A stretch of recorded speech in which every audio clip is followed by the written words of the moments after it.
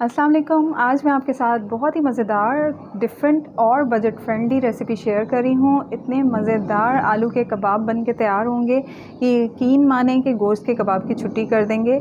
और जो भी खाएगा वो पहचान नहीं पाएगा कि ये आलू के कबाब हैं। हर कोई इसको गोश्त के कबाब समझ के खाएगा। और इसके लिए हमने लेना है 1 खाने का चम्मच साबुत सूखा धनिया, 1 चाय का चम्मच सफ़ेद ज़ीरा, आधा चाय का चम्मच साबुत काली मिर्च, 5 मैंने यहाँ पे सूखी साबुत लाल मिर्चें ली हैं। आप ज़्यादा मिर्चें खाते हैं तो ज़्यादा डाल लें। 1/4 चाय का चम्मच हम इसमें डालेंगे अजवाइन और इनको हमने करना है ड्राई रोस्ट। बहुत ही मज़ेदार खुशबूदार सा मसाला बन के तैयार होगा जो कि आपके कबाब में बिल्कुल जो है नेक्स्ट लेवल का टेस्ट लेके आएगा।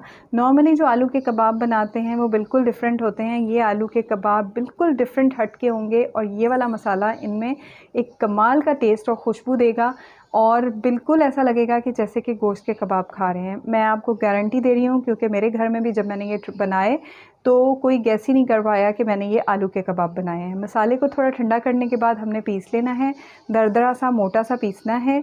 और इसके बाद जो है हमारा ये ज़बरदस्त सा मसाला बन के तैयार हो गया। आप डबल क्वांटिटी में बना सकते हैं ताकि आप आधा भी यूज़ कर लें, आधा नेक्स्ट टाइम जब आपने कबाब बनाने हो तो उसके लिए आप एयर टाइट जार में डाल के रख लें। अब हमने यहाँ पे लेना है बेसन 6 से 7 खाने के चम्मच, 6 to 7 टेबल स्पून। और इसको हमने अच्छा सा ड्राई रोस्ट करना है ताकि इसका अच्छा सा इसमें खुशबू आ जाए, कच्चापन ख़त्म हो जाए। और अच्छा सा हमने इसको गोल्डन सा कलर आने तक भूनना है, लगातार चम्मच चलाते हुए, जलाना बिल्कुल नहीं है। और अगर आप चाहें तो इसकी जगह पे जो भुने हुए चने होते हैं उनको ग्राइंड करके पीस के भी आप इसकी जगह उनका इस्तेमाल कर सकते हैं। तो बस बेसन को हमने भून के ठंडा होने के लिए रख दिया है। यहाँ पे मैंने आलू लिए हैं, तकरीबन 1 किलो आलू लेंगे। आलू को छीलने के बाद अच्छी तरह से वॉश कर लें। अब हमने आलू को यहाँ पे कश करना है, ग्रेट करना है। तो मैं यहाँ पे आलू को चॉपर में ग्रेट कर रही हूँ, चॉपर में कश कर रही हूँ, इसलिए मैं आलू को 2 टुकड़ों में काट रही हूँ। अगर आप हैंड ग्रेटर से कश कर रहे हैं तो आपको 2 टुकड़े करने की ज़रूरत नहीं है। और यहाँ पे हम आलू को कश कर लेंगे। बहुत ही मज़ेदार से ये आलू के कबाब बन के तैयार होंगे और इसको आप पूरी के साथ, पराठे के साथ, रोटी के साथ, नान के साथ सर्व कर सकते हैं या बेशक आप इसको चावल के साथ सर्व करें। हर एक चीज़ के साथ इसका कॉम्बिनेशन बेस्ट जाता है। और आलू को हमने यहाँ पे ग्रेट कर लेना है, कश कर लेना है। इस तरह का चॉपर ले लें, आपकी ज़िंदगी आसान हो जाएगी क्योंकि कश करना, ग्रेट करना ही हमें जो है वो इसमें हमारी जान जाती है, बहुत मेहनत होती है। और इसमें 1 मिनट के अंदर 1 किलो आलू जो है वो चॉप हो जाते हैं। और आलू को जो है हमने इस तरह से दबा के इसका अच्छी तरह पानी निकालना है, चाहे तो हाथ से निकाल लें या किसी मलमल के कपड़े में डाल के फिर अच्छी तरह से आप इनका पानी निकाल लें। ग्रेट करने के बाद, कश करने के बाद आलू को हमने धोना नहीं है, डायरेक्ट इसका पानी निकालना है। ये पानी जो है ना मैजिक का काम करता है आपकी स्किन के लिए, स्किन वाइटनिंग और लाइटनिंग का काम करता है। इसकी रेमेडीज़ आपको मेरे दूसरे यूट्यूब चैनल tehmish.com पे मिल जाएंगी।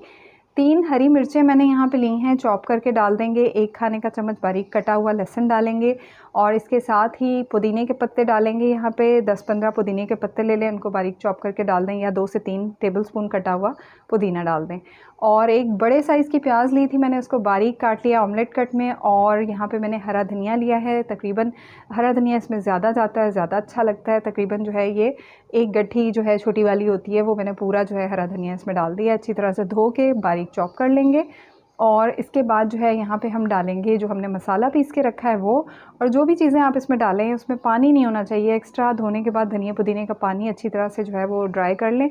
और साथ ही यहाँ पे डालेंगे पिसा गरम मसाला ½ टीस्पून, आधा चाय का चम्मच। और 1 चाय का चम्मच मैं यहाँ पे डाल रही हूँ पिसी लाल मिर्च। 1.5 चाय का चम्मच हम नमक डालेंगे। नमक मिर्च आप अपने टेस्ट के मुताबिक कम ज़्यादा कर सकते हैं। और जो हमने बेसन भून के रखा था वो भी डाल देंगे।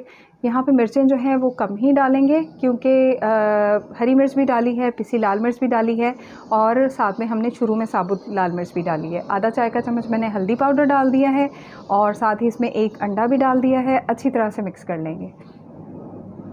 आप चाहें तो बेसन जो है थोड़ा सा ज़्यादा भून के रख लें। मैंने 6-7 टेबलस्पून डाला है, काफ़ी था। क्योंकि अगर आपने आलू को निचोड़ने में थोड़ा पानी इसमें छोड़ दिया या किसी भी सब्ज़ी में पानी रह गया तो आपको बेसन थोड़ा ज़्यादा डालना पड़ जाएगा। तो आप 10 टेबलस्पून रोस्ट कर लें, 6 से 7 टेबलस्पून डालें। अगर आपको ज़रूरत पड़े तो आप और बेसन ऐड कर लें, वरना इतना काफ़ी था। और ये मिक्सचर आपने तभी बनाना है जब आपने कबाब बनाने हैं। अगर आपने इसको बना के छोड़ दिया तो ये पानी छोड़ देगा। बस इस तरह से हमने मिक्सचर लेना है हाथ पे और इसको इस तरह से हमने पैटी की शक्ल देनी है। ऑयल पहले से चूल्हे पे गर्म होने के लिए रख दिया था मैंने। तो बस इस तरह से हम इसके पैटी और कबाब बनाते जाएंगे और साथ के साथ इसमें हम फ्राई होने के लिए इनको डालते जाएंगे।